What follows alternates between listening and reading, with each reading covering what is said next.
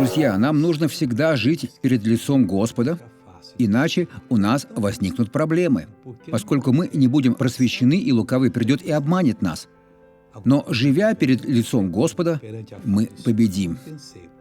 Сказано так: «Пред лицом Господа, ибо Он идет судить землю».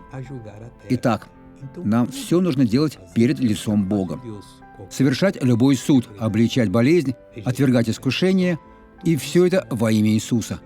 Он будет судить вселенную праведно. Это произойдет тогда, когда придет Иисус. Но сегодня Слово тоже судит, и народы верно. Отношение ко всем равное, слава Богу, не будет привилегированных и избранных. А те, кто омыт кровью Христа, не предстанут перед судом. Этому человеку есть что рассказать. 10 лет назад мне удалили опухоль груди. Ага. Я чувствовала ужасную боль в суставе. Я много вожу машину. Из-за частого переключения передач моя рука воспалялась. Ага. Теперь все прошло.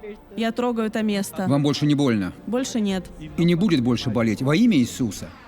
Теперь помолимся. Отец, благодарю, поскольку перед Твоим лицом мы живем, чтобы побеждать. И мы выполняем Твою волю.